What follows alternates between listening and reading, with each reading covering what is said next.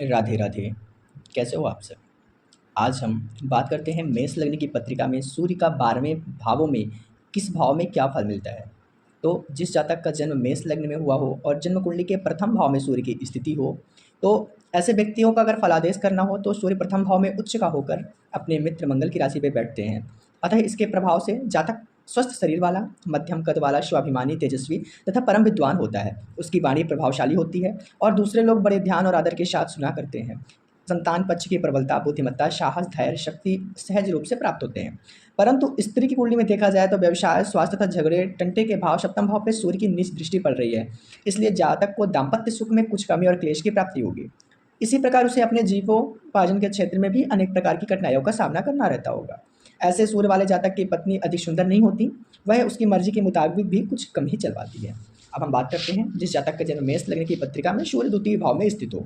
अब आपको पता है कि दूसरा भाव धन भाव होता है और सूर्य धन भाव में अपने शत्रु शुक्र की राशि पे बैठते हैं। अतः इसके प्रभाव से जातक को आर्थिक मामलों में कठिनाई का सामना करना पड़ता है।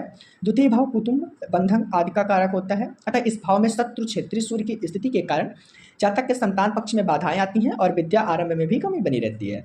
अब द्वितीय भाव वृषभ राशि का सूर्य अपनी पूर्ण दृष्टि से आयु, मृत्यु तथा पुरातत्व के अष्टम भाव को अपने मित्र मंगल की वृश्चिक राशि को देख रहे हैं। इसलिए जातक दीर्घायु होगा तथा उसे अपने बुद्धि बल से गड़ा हुआ धन या आकस्मिक धन की प्राप्ति के भी योग बनते हैं। ऐसे जातक के ऊपर अपने परिवार का प्रभाव कुछ न कुछ बना ही रहता है। धन के उपार्जन के लिए बुद्धि बल का विशेष प्रयोग करने पर भी उसका अधिक संचय नहीं हो पाता। अब जिस जातक का जन्म मेष लग्न में हुआ है और सूर्य की स्थिति तीसरे भाव पे होती है, तो सूर्य तीसरा जो होता है तो पराक्रम के भाव पे अपने समग्रह बुद्धि की राशि पे बैठा हुआ है। अतः इसके प्रभाव से जातक को विद्या एवं बुद्धि और बल विशेष रूप से प्राप्त होता है तथा पराक्रम में भी वृद्धि होती है। सूर्य की सातवीं दृष्टि भाग्य तथा धर्म भाव को भी देख रहा है, जो उसके मित्र गुरु का है। अतः जातक भाग्यशाली, धर्मात्मा, दानी तथा तीर्थ यात्रा करने वाला होता है। वह अपनी बुद्धि तथा पराक्रम के योग से भाग्य की वृद्धि करेगा। साथ ही ईश्वर पे आराधना, धर्म पालन आदि शुभ कार्यों को भी करता रहता है। तीसरे भाव पर गर्म स्वभाव वाला ग्रह बैठा हो तो वह अत्यधिक शक्तिशाली हो जाता है। अतः यह सूर्य जातक को अत्यंत प्रभावशाली व्यक्ति बनाएगा तथा उसकी वाणी में भी तेजी लाता है। तीसरा भाव भाई का भी होता है। अतः जातक को अपने भाई एवं संतान से भी सुख की प्राप्ति होती है। अब जिस जातक का जन्म मेष लग्न में हुआ है और सूर्य चौथी भाव में बैठे हुए हैं, तो उसमें चूंकि चौथा भाव जो होता है वो माता, सुख, संपत्ति, भूमि, गृह आदि के भाव में अपने मित्र चंद्र की राशि पे बैठा हुआ है। अतः इसके प्रभाव से जातक भूमि, मकान तथा विविध प्रकार के सुखों का उपभोग करेगा।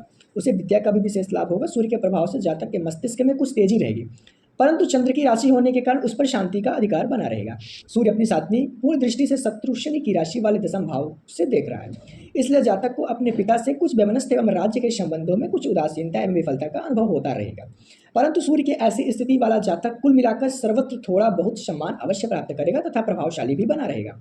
अब हम बात करते हैं मेष लग्न की पत्रिका में सूर्य के पंचम भाव की स्थिति के बारे में। अब सूर्य पांचवें विद्या, बुद्धि एवं संतान के भाव में स्वक्षेत्री होकर बैठा है। अतः इसके प्रभाव से जातक अत्यंत विद्वान, बुद्धिमान, प्रभावशाली तथा वाणी का धनी होता है। अपने संतान पक्ष से शक्ति प्राप्त करेगा। ऐसा जातक अत्यंत प्रकार की शक्ति की प्राप्ति करता है।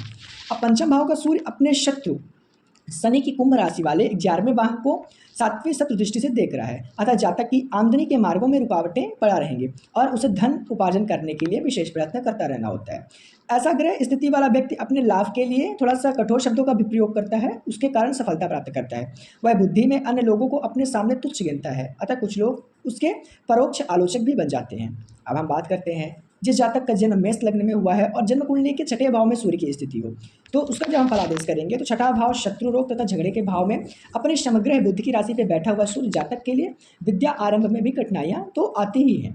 ऐसे जातक को काफ़ी ज़्यादा शिक्षा के क्षेत्र में दिक्कतें लगी रहती हैं। परंतु छठे भाव पर बैठा हुआ उष्ण स्वग्राही ग्रह बुध जातक को अत्यंत बुद्धिमान भी बनाता है। साथ ही साथ शत्रु पक्ष पर निरंतर विजय भी प्राप्त करता है। सूर्य अपनी सातवीं दृष्टि से अपने मित्र गुरु की मीन राशि वाले व्यय भाव को भी देख रहा है। अतः जातक बहुत अधिक खर्च करने वाला होता है तथा बाहरी संबंधों से लाभ एवं सफलता भी खूब प्राप्त करता है। उसे स्वदेश की अपेक्षा बाहरी स्थानों से अधिक सम्मान प्राप्त होगा। इस सूर्य के प्रभाव से संतान पक्ष के प्रति मन में कुछ चिंताएं या परेशानियां अवश्य बनी रहती हैं। जिस जातक का जन्म मेष लग्न में हुआ है और सूर्य सप्तम भाव पे बैठे हैं, तो ऐसे व्यक्तियों की कुंडली पे हमने देखा है कि सातवां भाव जो होता है वो स्त्री स्वास्थ्य तथा व्यवसाय के भाव में सूर्य तुला राशि पर नीच के होकर अपनी शत्रु की राशि पर बैठे हुए हैं। अतः इसके प्रभाव से जातक का स्वास्थ्य कुछ दुर्बल रहता है। स्त्री के संबंध में भी कुछ न कुछ परेशानियां बनी रहती हैं। इसी भाव से सूर्य अपनी सातवीं उच्च दृष्टि द्वारा मित्र मंगल की मेष राशि को देख रहा है। अतः जातक का शरीर कुछ लंबे कद का होगा। उसके हृदय में स्वाभिमान की मात्रा अधिक रहेगी तथा युक्ति बल एवं बुद्धि बल द्वारा वह सम्मान तथा प्रभाव भी प्राप्त करता रहेगा। अब सूर्य की इसी स्थिति के कारण संतान पक्ष कमजोर बना रहता है और तथा स्त्री का सुख भी अच्छा प्राप्त नहीं होगा। जीवन यापन के मार्ग में निरंतर कठिनाइयां आती रहती हैं तथा विद्या क्षेत्र में भी कुछ कमजोरी बना रहता है।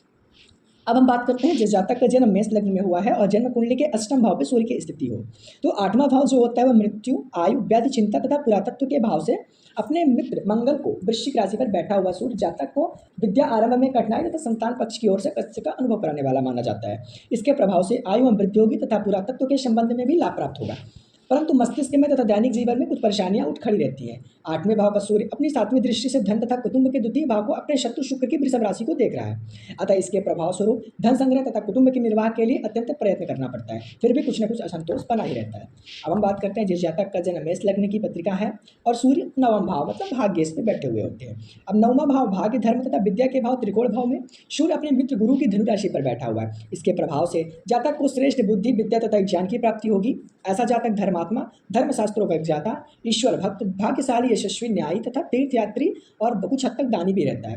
भाग्य तथा उन्नति के क्षेत्र में उसको निरंतर सफलताएं मिलती ही रहती हैं। अब नौवीं धनु राशि पर बैठा हुआ सूर्य अपनी सातवीं दृष्टि से तृतीय पराक्रम भाव को अपने संग्रह बुद्धि की मिथुन राशि को देख रहा है, इसलिए जातक पराक्रमी, भाई बहनी तथा पुरुषार्थी तथा श्रेष्ठ योग्यता वाला भी होगा। कुल मिलाकर सूर्य की इस स्थिति को बहुत अच्छा समझना चाहिए।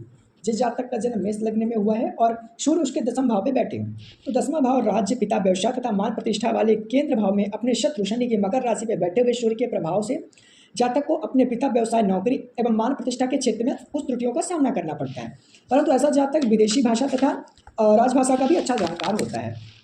ऐसी ग्रह स्थिति वाला जातक क्रोधी, अहंकारी तथा असहिष्णु स्वभाव का होता है। मकर राशिस्थ सूर्य अपनी सातवीं पूर्ण दृष्टि से माता, शुक्र तथा भूमि के चौथे भाव को अपने मित्र चंद्र की कर्क राशि को देखता है, अतः जातक को भूमि, मकान तथा माता का सुख मिलता है और उसे अपने बुद्धि बल द्वारा राजकीय क्षेत्र तथा व्यावसायिक क्षेत्र में अच्छी सफलता प्राप्त होती है। अब जिस जातक का जन्म मेष लग्न में हुआ है और उसके एकादश भाव में सूर्य की स्थिति हो, तो 11वां भाव ऐश्वर्य, संपत्ति तथा आमदनी के भाव में अपने शत्रु शनि की कुंभ राशि में बैठे हुए सूर्य के प्रभाव से जातक को आर्थिक उपार्जन के लिए अत्यंत कठिन परिश्रम करना आवश्यक बना रहेगा। 11वें भाव में बैठा हुआ गर्म ग्रह अत्यंत शक्तिशाली माना जाता है। इस कारण जातक को लाभ तथा आमदनी तो होगी, परंतु उसे शारीरिक श्रम तथा बुद्धि का उपयोग भी बहुत करना पड़ता है। इस भाव में स्थित सूर्य अपनी सातवीं पूर्ण दृष्टि से विद्या तथा संतान के पंचम भाव को अपनी ही राशि को देख रहा है, अतः जातक विद्या, बुद्धि तथा संतान की विशेष प्राप्ति वाला होता है। वह अपने स्वार्थ साधन के लिए कट वचनों का प्रयोग भी करता रहता है और उससे लाभ भी कमाता है। अब जिस जातक का जन्म मेष लग्न में हुआ है और सूर्य 12वें भाव में स्थिति है, 12वां भाव व्यय, हानि, दंड तथा रोग के भाव से अपने मित्र बृहस्पति की मीन राशि पर बैठा हुआ सूर्य जातक का बाहरी स्थानों से अच्छा संबंध कराएगा, परंतु खर्च की अधिकता बनी रहेगी। ऐसी स्थिति में जातक को अपना खर्च चलाने के लिए बुद्धि बल का प्रयोग करना पड़ेगा। संतान पक्ष के लिए चिंता तथा हानि योग भी उपस्थित होंगे। इस भाव में सूर्य अपनी सातवीं पूर्ण दृष्टि से छठे भाव अपने भाव संग्रह बुद्धि की कन्या राशि में देख रहा है, अतः जातक को शत्रु पक्ष पर विजय तथा निर्भयता प्राप्त होगी, परंतु उसे मानसिक चिंताओं का शिकार बना रहना पड़ेगा। विद्या लाभ के पक्ष में भी कमजोरी रहेगी। अब हम नेक्स्ट वीडियो जल्दी आएगा जिसमें हम मेष लग्न की पत्रिका में चंद्र का 12वें भाव पे क्या फलादेश होगा उसकी विस्तृत चर्चा करेंगे। तो चैनल को सब्सक्राइब कर लें ताकि नेक्स्ट वीडियो आप तक आसानी से पहुँचे। राधे राधे।